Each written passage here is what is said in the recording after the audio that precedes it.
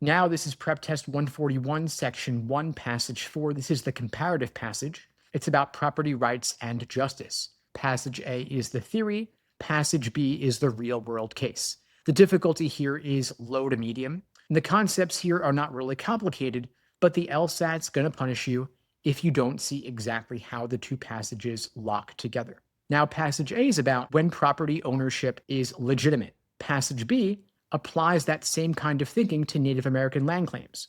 Across both passages, the core idea is the same. When property was taken unfairly, there is an obligation to fix it.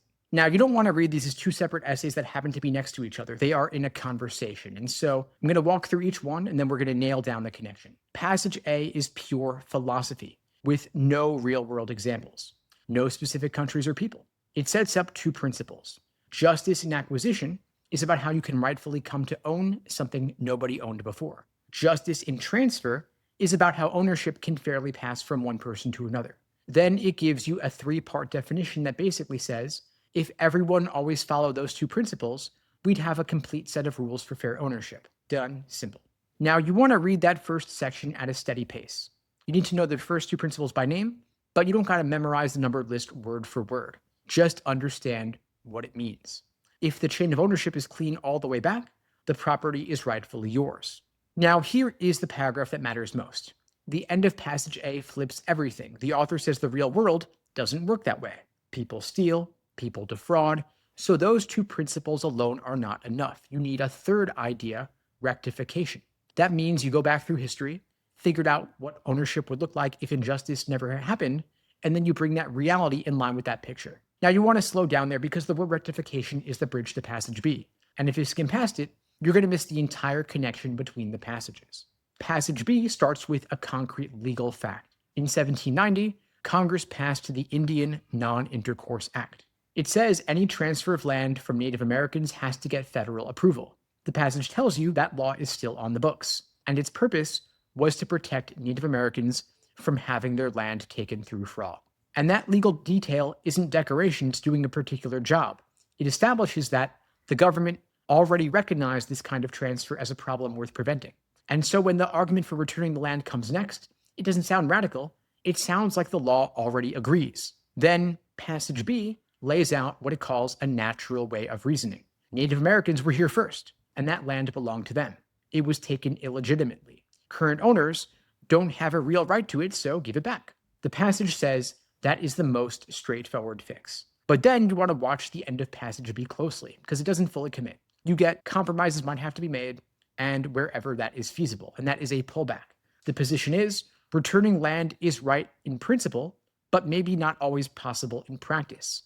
So if a question asks about the strength of Passage B's conclusion, you don't want to overstate it. It's an ideal, not an absolute demand. Now, let's talk about the connection, because that's where the questions are, that's where the points are. Passage B is Passage A's theory put to work on a real case, and every piece maps. The European taking of Native American land is the injustice that broke the chain of legitimate transfer. The call to return the land is the principle of rectification in action. The Non-Intercourse Act is an attempt to enforce justice in transfer going forward. Now, Passage B never uses Passage A's vocabulary. It never says rectification, but it's doing exactly what Passage A describes, and that is your key move. The relationship isn't contrast, it's application. Passage A builds the machine, Passage B runs it. Now, here is where students get burned. They treat these as two separate arguments that both happen to be about property. Then, when a question asks how the passages relate, they pick an answer that's too weak, something like both discuss property or both mention historical events. Now, those answers aren't wrong on the surface, but they miss the real relationship, which is much tighter than that. One is the general principle, the other is the specific case.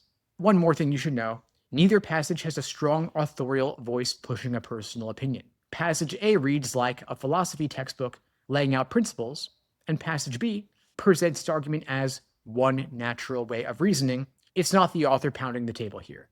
If you get a tone or attitude questions, you want to keep it neutral because you don't want to say the author is passionate or that they're strongly advocating anything. Now, before you get to the questions, check yourself on three things. First, can you explain the principle of rectification from Passage A without looking at it?